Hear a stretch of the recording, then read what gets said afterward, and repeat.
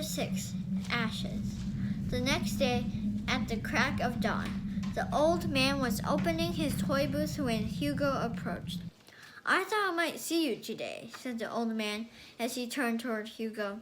He reached into his pocket and removed a tied-up handkerchief and held it out. Hugo's eyes widened hopefully, but as soon as he took the handkerchief, he understood what he had been given. His breath caught on his throat, and tears began to form in his eyes as he undid the knot.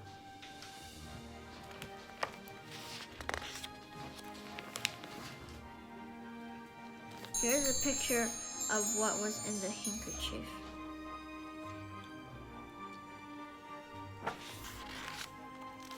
Hugo touched the ashes and then let them fall to the floor with the handkerchief. He staggered backward. All of his plans, all of his dreams, disappeared in that scattered pile of ash.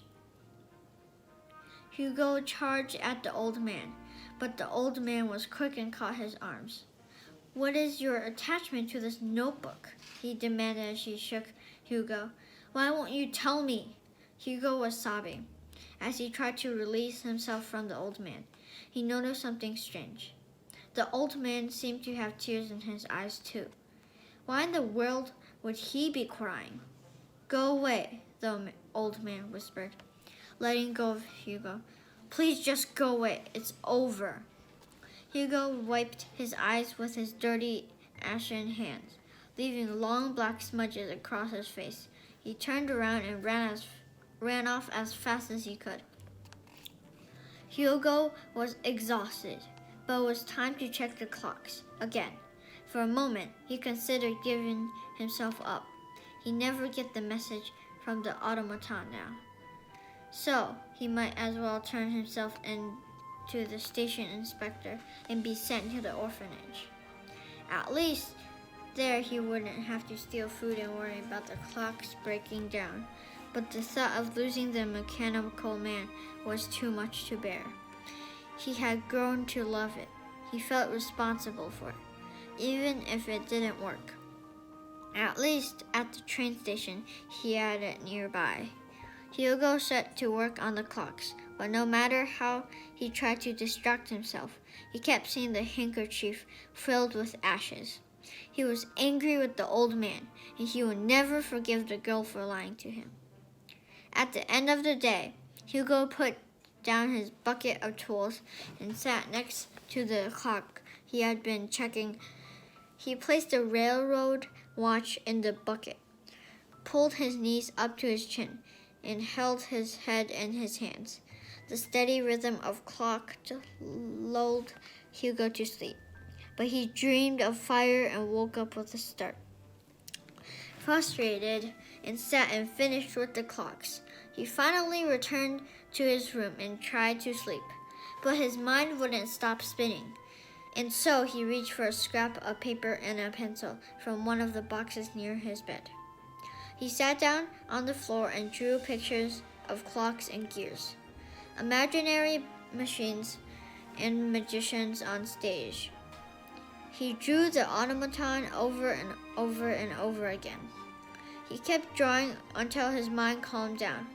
Then he slipped the drawings underneath his bed onto the big pile of other drawings he had done and climbed fully dressed into bed.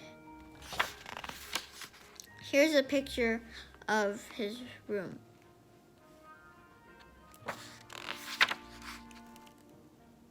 Morning came, and the clocks were rating as always. After Hugo had finished his rounds, he washed his face and hands in his basin.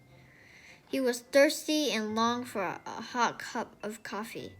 It was impossible to steal coffee, since someone had to pour it. So he searched through his drawers and came up with a few coins. Hugo bought himself the coffee and sat for a moment. At one of the empty cafe tables, he preferred to pay for what he could with the coins that he found each week. He tried not to steal anything he thought people needed. He took clothes from the lost and found and scavenged the garbage for day-old bread. Sometimes he allowed himself to steal fresh bottles of milk or pastries when they were left outside the cafe early in the morning. As his uncle had shown him, the toys, of course, had been an obvious exception to his rule.